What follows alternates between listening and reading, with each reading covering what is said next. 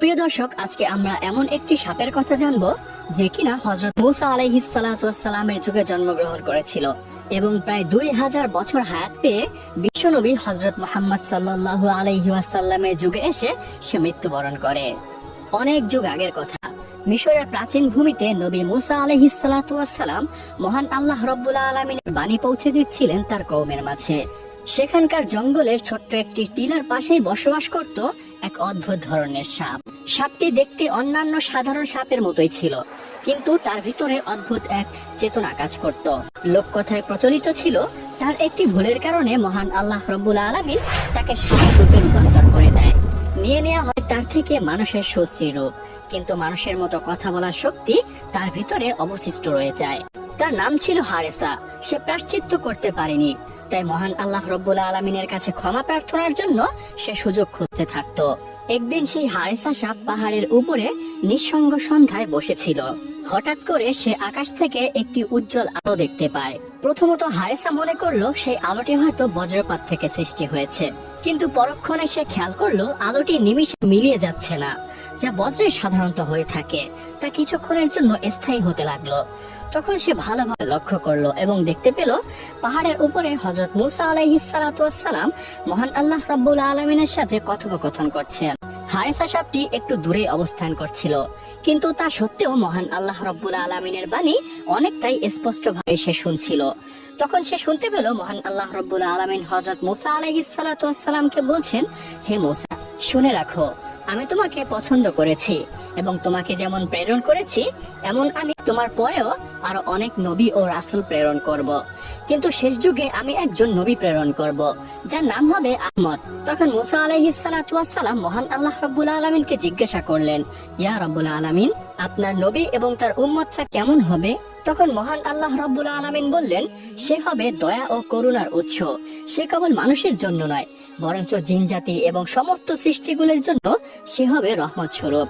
তার উম্মত আমল কম করবে, কিন্তু আমলের অপেক্ষায় তারা সওয়াব বেশি প্রাপ্তি হবে। সে আমার শেষ বাণী পবিত্র কোরআনে কারীম নিয়ে আসবে। এবং মহান আল্লাহ রাব্বুল আলামিন আরো বললেন, সেই নবীর প্রতি যে ঈমান আনবে তাকে আমি মুক্তি দিব, তাকে যে ভালোবাসবে সেই ব্যক্তিকে আমিও ভালোবাসবো। গোপনে গোপনে এই মহা সংলাপটি শুনে হারেসা সাপটির মনে একটি আশার আলো জেগে উঠল। সে মনে মনে ভাবতে লাগলো, যেই নবীকে মহান আল্লাহ রাব্বুল আলামিন এতটা ভালোবাসেন, সেই নবীর মুখ দিয়ে যদি আমি ক্ষমা প্রার্থনা করে দোয়া চাইতে পারি, তাহলে অবশ্যই মহান আল্লাহ রাব্বুল আলামিন আমাকে ক্ষমা করে দিতে পারেন। পরের দিন সকালবেলায় মূসা আলাইহিস সালাতু ওয়াস সালাম মাঠের প্রান্ত পথ দিয়ে কোথাও একটি হেঁটে যাচ্ছিলেন। হঠাৎ করে তিনি পিছন থেকে একটি শব্দ শুনতে পেলেন, ইয়া রাসূলুল্লাহ, একটু দাঁড়ান, আপনার সাথে আমার কিছু কথা আছে। আওয়াজটি শোনা মাত্রই মূসা আলাইহিস সালাতু ওয়াস সালাম দাঁড়িয়ে গেলেন এবং পিছন ফিরে তিনি তাকালেন। তিনি উপরে উপরে তাকাচ্ছিলেন, যার কারণে তিনি কাউকে দেখতে পেলেন না। আওয়াজের উৎস খুঁজে না পেয়ে নবী মূসা আলাইহিস সালাতু ওয়াস সালাম পুনরায় হাঁটা শুরু করলেন। পিছন থেকে আবারও ডাক আসলো, ইয়া রাসূলুল্লাহ, হে মূসা আলাইহিস সালাতু ওয়াস সালাম, আমি হারেসা বলছি, আমি একটি সাপ, আপনি পিছন ফিরে দয়া করে নিচের দিকে তাকান। অতঃপর মূসা আলাইহিস সালাতু ওয়াস সালাম আবারও দাঁড়িয়ে গেলেন এবং পিছন দিকে ফিরে তিনি নিচের দিকে তাকালেন। তখন তিনি দেখতে পেলেন একটি সাপ তাকে ডাকছে। তখন সেই হারেসা সাপটি মৃদু আওয়াজে কম্পিত কণ্ঠে বলতে লাগলো, ইয়া রাসূলুল্লাহ, হে আল্লাহর নবী, আমি আপনার কাছে একটি অনুরোধ নিয়ে এসেছি। আমি শুনেছি শেষ যুগে একজন নবী আসবেন, তার নাম হবে আহমদ এবং সে দুনিয়ার শেষ নবী হবেন। হে মূসা, আল্লাহর নবী, আমি তার সান্নিধ্য অর্জন করতে চাই। আপনি দয়া করে মহান আল্লাহ রাব্বুল আলামিনের কাছে আমার হায়াত দীর্ঘ করার জন্য একটু দোয়া করুন, আমি যেন সেই নবীর যুগ পর্যন্ত বেঁচে থাকি এবং তার সান্নিধ্য অর্জন করতে পারি। তখন মূসা আলাইহিস সালাতু ওয়াস সালাম সাপটির কাকতি শুনে মহান আল্লাহ রাব্বুল আলামিনের কাছে প্রার্থনা করলেন এবং দোয়াটি কবুল করিয়ে নিলেন এবং সাপটিকে বললেন, হে হারেসা, তুমি অমুক জঙ্গলে যাও এবং সেই নবীর যুগ পর্যন্ত তুমি সেখানে অবস্থান করবে। তুমি আজকে রাতে ঘুমিয়ে পড়বে, আল্লাহর রহমতে তুমি তার যুগ পর্যন্ত বেঁচে থাকবে এবং ঘুমন্ত অবস্থাতেই থাকবে। মনে রাখবে, যেই যুগে তোমার ঘুম ভাঙবে সেই যুগই হবে শেষ নবী, অর্থাৎ নবী আহমদের যুগ। তখন সেই হারেসা সাপটি মূসা নবীর কথা মতোই সেই জঙ্গলে গিয়ে গুহার ভিতরে একটি গর্তের মাঝে ঘুমিয়ে পড়ে। বছরের পর বছর কেটে যায়, যুগ বদলায়, রাজা বদলায়, কওমের চিন্তাধারা এবং তাদের রীতিনীতি বদলায়। কেটে যায় বছরের পর বছর। মুসা আলাইহিসসালামের যুগ চলে যায়। তারপরে অনেক নবী আসেন এবং তারাও চলে যান। অবশেষে পৃথিবী চলে যায় এক নতুন মোড়ে। যুগ আবৃত করে নেয় এক সোনালী চাদরকে। এক মহান রজনীতে জন্ম নেন বিশ্বনবী হযরত মুহাম্মদ সাল্লাল্লাহু আলাইহি ওয়াসাল্লাম। এরপরে বিশ্বনবী ধীরে ধীরে বড় হতে থাকেন। তার শৈশব কৈশোরকাল পেরিয়ে তার যুবক বয়স পেরিয়ে তিনি নবুয়ত পান। ঠিক সেই সময় জঙ্গলের গভীরে থাকা সেই টিলার মধ্যে হারিসা নামক সেই ঘুমন্ত সাপটির ঘুম ভেঙে যায়। মনে হচ্ছিল কেউ যেন তাকে ডেকে তুলেছে। তার হৃদয় ভরে যায়, অন্তরে জেগে ওঠে এক অদ্ভুত অনুভূতি। তার প্রিয় নবী মুহাম্মদ সাল্লাল্লাহু আলাইহি ওয়াসাল্লাম দুনিয়াতে চলে এসেছে, কিন্তু সে জানে না প্রাণপ্রিয় সে রাসূল কোথায় থাকে। শুধু এতটুকুই জানেন তিনি জন্ম নিবেন মক্কা নগরীতে। কিন্তু হারিসা সাপটি আর দেরি করলো না, শুরু করলো দীর্ঘ এক যাত্রা। মরুভূমির উত্তপ্ত বালু পেরিয়ে পাহাড়ের ঢাল বেয়ে সে চলতে লাগলো। এভাবেই অবিরমত চলতে চলতে প্রায় 6 মাস পাড়ি দেওয়ার পরে তার কাঙ্ক্ষিত সেই আরবের মক্কা শহরে পৌঁছে যায়। ক্লান্ত, ক্ষীণ, হিমশীতল দেহ নিয়ে সে এক রাতে ঢুকে পড়ে মক্কার অলিগলিতে। সে শুধু জানতো নবীজি এখানে কোথাও রয়েছে, কিন্তু কোন স্থানে রয়েছে, কোন ঘরে রয়েছে তা হারিসা সাপটি জানতো না। ভোর লাগা চাঁদের আলোয় সে খুঁজতে খুঁজতে পৌঁছে যায় আবু জাহেলের বাড়ির সামনে। অনাহারে সফর করতে করতে সাপটি অনেক ক্লান্ত হয়ে পড়ে। তাই আবু জাহেলের বাড়ির সামনে যখন পৌঁছায় সে আর চলতে পারে না। তখন সে বিশ্রামের সিদ্ধান্ত নেয় এবং সেখানেই ঘুমিয়ে পড়ে। পরের দিন সকালবেলা যখন আবু জাহেল ঘর থেকে বের হয়, তখন সে দেখতে পায় তার ঘরের সামনে একটি সাপ ঘুমিয়ে আছে। সে সাপটিকে দেখে প্রচন্ড রেগে যায়। আবু জাহেল সাপটিকে আক্রমণাত্মক মনে করে সাপটিকে একটি লাঠি হাতে নিয়ে মারতে যায়। কিন্তু হঠাৎ করে ঘটে এক অদ্ভুত ঘটনা। হঠাৎ সাপটি কথা বলতে শুরু করে এবং বলতে থাকে, হে আল্লাহর বান্দা, আমার গায়ে কোনো আঘাত করো না। আমি এসেছি বিশ্বনবী হযরত মুহাম্মদ সাল্লাল্লাহু আলাইহি ওয়াসাল্লামের সাথে সাক্ষাৎ করতে। আমি মুসার যুগে জন্মগ্রহণ করেছি এবং তার দোয়া নিয়ে হায়াত পেয়ে আমি আজও বেঁচে আছি।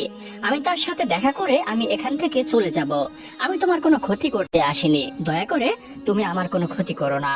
সাপটি কথা বলছে দেখে আবু জাহেল আশ্চর্য হয়ে যায়, কিন্তু মুহাম্মদের নাম শুনে সে রাগান্বিত হয়ে যায় এবং তেলে বেগুনে অগ্নিশর্মা হয়ে ওঠে। চিৎকার দিয়ে তার স্ত্রীকে ডেকে বলে, ওহে মুজালিদা, কোথায় তুমি? দেখো, মুহাম্মদ আমাকে মারার জন্য একটি সাপ পাঠিয়েছে।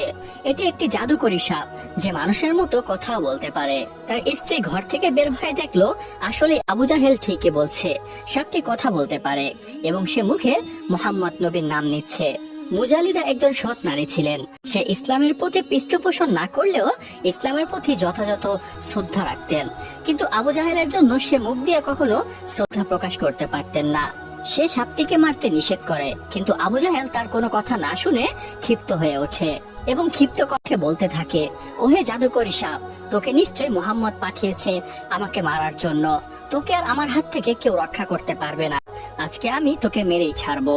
এই বলে সাপটির গায়ে আঘাত করতে থাকে। সাপটি চিৎকার করতে থাকে, কিন্তু নিষ্ঠুর আবু জাহেল তাকে আর মুক্তি দেয় না। কিন্তু সাপটি এত আঘাত সয়েও সে কোনো আক্রমণ করে না, সে ছোবল তোলে না, শুধু কাকতের স্বরে বলতে থাকে, হে আল্লাহর বান্দা, আমাকে ছেড়ে দাও, আমি তোমার কোনো ক্ষতি করব না। আমি শুধু মুহাম্মদের সাথে দেখা করে আমি চলে যাব। কিন্তু নিষ্ঠুর আবু জাহেল তার কোনো কথাই শোনে না। সাপটিকে মারতে মারতে আধমরা করে একটি খাঁচায় বন্দি করে রাখে। খাঁচায় বন্দি থাকা অবস্থায় সাপটি কান্না করতে থাকে এবং মহান আল্লাহ রাব্বুল আলামিনের কাছে আর্তনাদ করতে থাকে, ইয়া রাব্বুল আলামিন, আপনি আমাকে মৃত্যু দিন, আমার কোনো আফসোস নেই, কিন্তু মৃত্যুর আগে একবার হলেও আমি আপনার হাবিবের সাথে দেখা করতে চাই।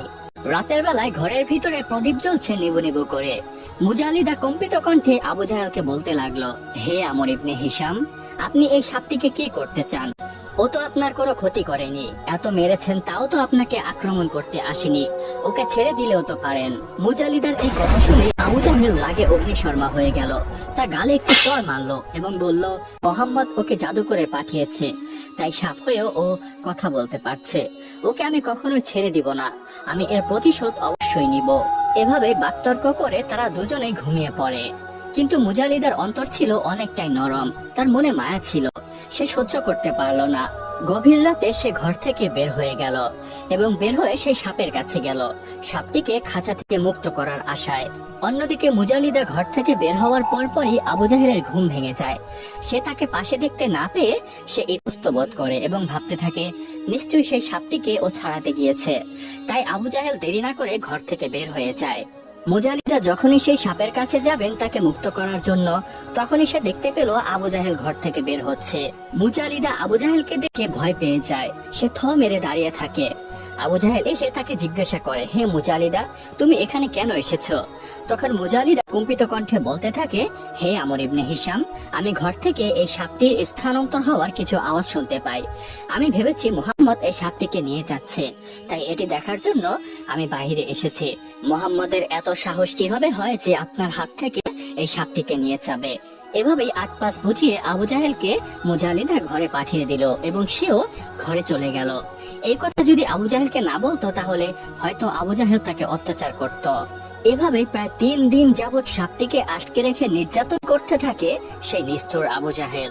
খাবার পানি স্বস্তির নিঃশ্বাস কিছুই পাওয়া যায় না সেই হারেসা সাপটির জন্য।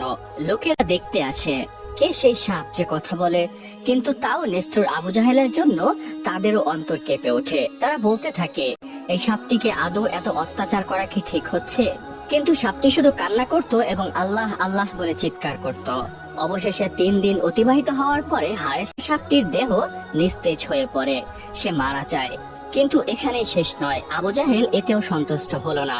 সে বলে উঠল, একে শুধু মৃত্যু দিলেই হবে না, একে আগুনে জ্বালাতে হবে এবং ছাই বানিয়ে পুরো এলাকায় দেখাতে হবে যে মোহাম্মদ আমাকে একটি সাপ পাঠিয়েছিল মারার জন্য, কিন্তু আমি সেই জাদুকরী সাপটি মেরে ফেলেছি এবং আগুনে পুড়িয়ে তাকে ছাই বানিয়ে ফেলেছি। কথা মতোই আবু জাহেল সেই সাপটিকে আগুনে জ্বালিয়ে দেয় এবং তার নিথর দেহ পুড়ে ছাই বানিয়ে ফেলে। সাপটিকে পড়তে দেখে আবু জাহেল হাসতে থাকে এবং বলতে থাকে, সবাই দেখুক মোহাম্মদের গুপ্তচর কিভাবে আগুনে জ্বলছে, কিভাবে পুরো ছাই হয়ে যাচ্ছে। কিন্তু এর কোনো প্রতিবাদ মোহাম্মদ বইকি বরঞ্চ তার গুপ্তচরও করতে পারছে না। অবশেষে সেই সাপটি যখন পুরো ছাই হয়ে যায় তখন আবু জাহেল সেই ছাইগুলো একটি ঢাকনা বিশিষ্ট পাতিলের মাঝে রাখে, যা ছিল পিতলের তৈরি। এবার শুরু হয় মিথ্যার দম্ভ বিশিষ্ট সেই খেলাটা। আবু জাহেল সেই ছাই ভরা পাতিলটি নিয়ে পুরো মক্কার অলিগলিতে ঘুরতে থাকে এবং লোকজনদেরকে জড়ো করে বলতে থাকে, হে লোক সকল, দেখো মোহাম্মদ আমাকে মারার জন্য একটি জাদুকরী সাপ পাঠিয়েছে। সে কথা বলতে পারত, সে আমাকে মারতে এসেছিল এবং আমার উপর আক্রমণ করেছিল, কিন্তু সে আমাকে মারতে পারেনি, আমার কোনো ক্ষতি করতে পারেনি। উল্টো আমি তাকে মেরে আগুনে জ্বালিয়ে ছাই বানিয়ে ফেলেছি। এই ক্ষেত্রে মোহাম্মদও আমার কোনো ক্ষতি করতে পারেনি। লোকজন অবাক দৃষ্টিতে আবু জাহেলের দিকে তাকিয়ে রইল। কেউ বিভ্রান্ত হলো, কেউ কৌতূহলী হলো, আবার কেউ ভীত সন্তুষ্ট হলো। আবু জাহেলের মুখে তখন বিজয়ের হাসি। সে মনে মনে ভাবতে থাকে সে কোনো অলৌকিক বস্তু বিজয় করে নিয়েছে। কিন্তু আবু জাহেল জানে না ছাইয়ের নিচে লুকিয়ে আছে আল্লাহর কুদরত। পুরো পৃথিবী যেন কান্না করছিল, আকাশে ফেরেশতারা যেন কান্না করছিল, কারণ তারা দেখেছিল হারেসার ঈমানী শক্তি এবং তার ত্যাগ তিতিক্ষা এবং তার প্রায়শ্চিত্ত কামনায় নিঃশব্দে বয়ে যাওয়া চোখের অশ্রু। লোক সমাজে ভাষণ দিয়েও আবু জাহেল ক্ষান্ত হলো না। সে বাড়ি বাড়িতে গিয়ে সবাইকে বলতে লাগলো, হে ব্যক্তিবর্গ, দেখে রাখো, মোহাম্মদ আমাকে মারার জন্য একটি সাপ পাঠিয়েছিল, আমি তাকে মেরে আগুনে জ্বালিয়ে ছাই বানিয়ে ফেলেছি। তোমরা কেউ মুহাম্মদের কথায় বিশ্বাস করবে না, ও অবশ্যই জাদুকর এবং পথভ্রষ্ট। নাউযুবিল্লাহি মিন যালিক। আবু জাহেল এরপরে আরো একটি বাড়িতে যায় এবং সেখানে গিয়ে তাদেরকেও সেই ছাইয়ের পাত্রটি দেখিয়ে এভাবেই বলতে থাকে।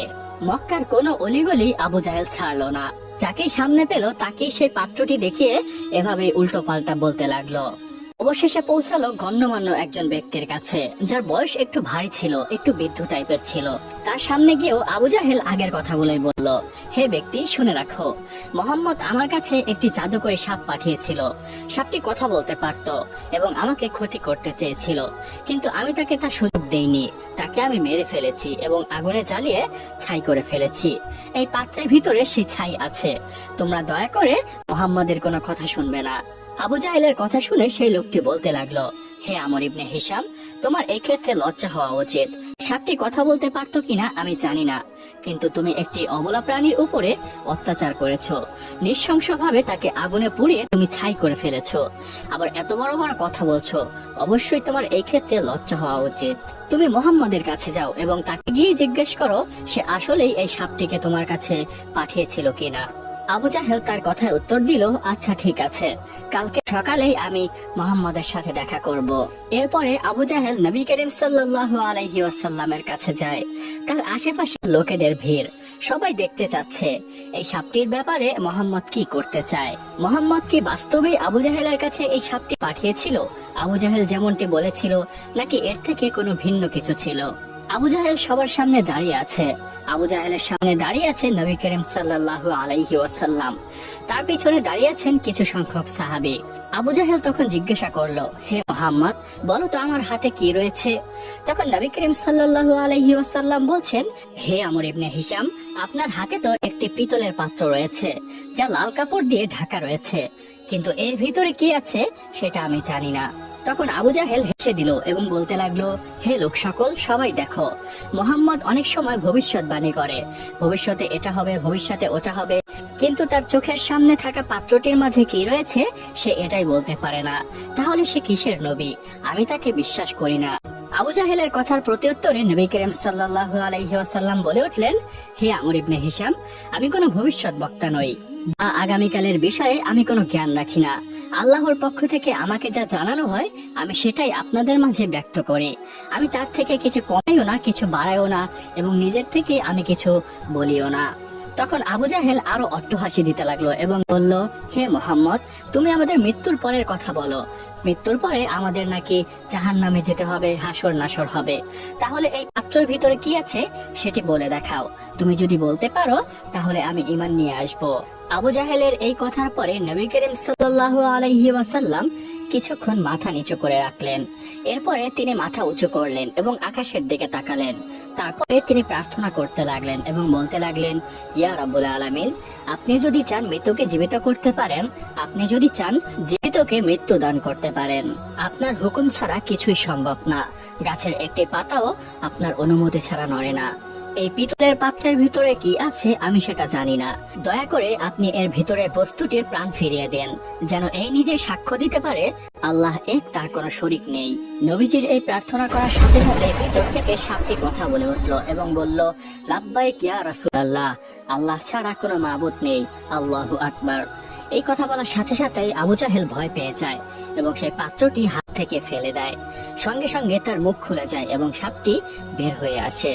তখন সাপটি নবীজিকে দেখে কান্না করে ফেলে, তার চোখের কোণে অশ্রু চিকচিক করতে থাকে এবং বলতে থাকে, ইয়া রাসূলুল্লাহ, আমি সাক্ষ্য দিচ্ছি আপনি আল্লাহ তাআলার বান্দা এবং তার রাসূল। আল্লাহ এক, তার কোনো শরীক নেই। অন্যদিকে আবু জাহেল চিৎকার করে ওঠে এবং বলতে থাকে, হে মোহাম্মদ, এটা নিশ্চয়ই তোমার জাদু।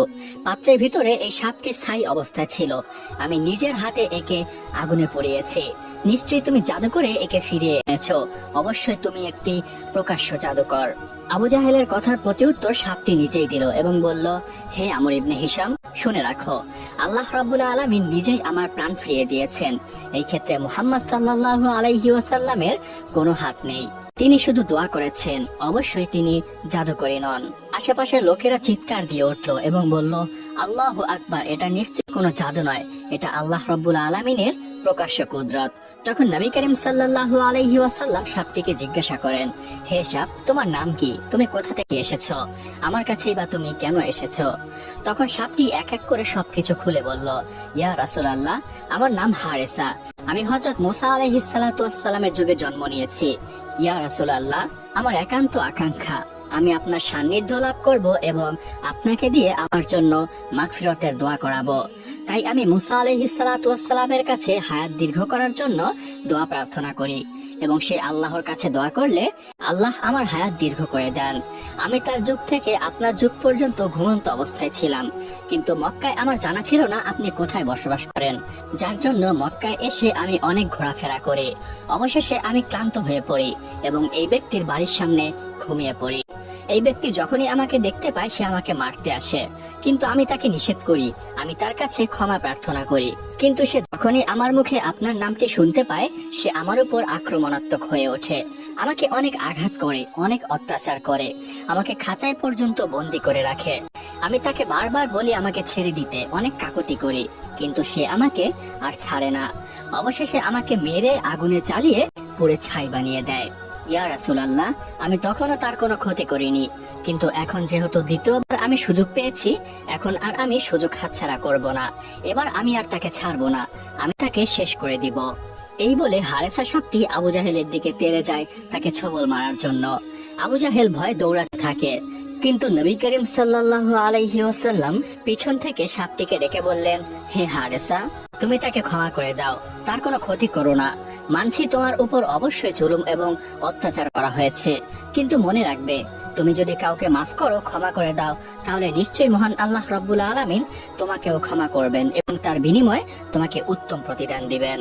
নবীজির ডাক শুনে হারেসা সাপটি আর আগালো না, নবীজির কথায় সাড়া দিল এবং আবু জাহেলকে সে ক্ষমা করে দিল। পরক্ষণে সে আরেকটি আবদার করে বলল, ইয়া রাসূলুল্লাহ, আপনার কাছে আমার আরেকটি আবদার রয়েছে, দয়া করে মহান আল্লাহ রাব্বুল আলামিনের কাছে একটু দোয়া করুন, সে যেন আমাকে মানুষ বানিয়ে দেয়। আমিও মানুষের মতো ইবাদত করতে চাই এবং আশরাফুল মাখলুকাত হয়ে আমিও সাক্ষ্য দিতে চাই এবং আখিরাতে আপনার সাথে জান্নাতে থাকতে চাই। এটা বলার পরে নবী করিম সাল্লাল্লাহু আলাইহি ওয়াসাল্লাম আল্লাহর কাছে সেই হারেসা সাপটির জন্য দোয়া করলেন এবং সাথে সাথে সেই হারেসা সাপটি মানুষ হয়ে গেলেন। মানুষ হওয়ার পরে সে যতদিন বেঁচে ছিলেন ততদিনই নবী করিম সাল্লাল্লাহু আলাইহি ওয়াসাল্লামের খেদমতে ছিলেন। প্রিয় দর্শক, এই ছিল সেই হারেসা সাপের ঘটনা, যে মূসা আলাইহিস সালাতু ওয়াস সালামের যুগে জন্মগ্রহণ করেছিল এবং প্রায় 2000 বছর পর্যন্ত জীবিত থেকে নবী করিম সাল্লাল্লাহু আলাইহি ওয়াসাল্লামের যুগে মৃত্যুবরণ করেন। প্রিয় দর্শক, এই ঘটনাটি পবিত্র কুরআনে কারিমে বা কোনো সহিহ হাদিসের বর্ণনা সূত্রে পাওয়া যায় না, কিন্তু লোককথায় এবং কিছু গ্রহণযোগ্য ব্যক্তিবর্গের মুখে এই ঘটনাটি পাওয়া যায়। এই ঘটনাটি এক এক কিতাবে এক এক রকম করে উল্লেখ করা হয়েছে, আর এই ভিডিওতে ঘটনাটি নেওয়া হয়েছে খাসায়েসে আম্বিয়া নামক কিতাব থেকে।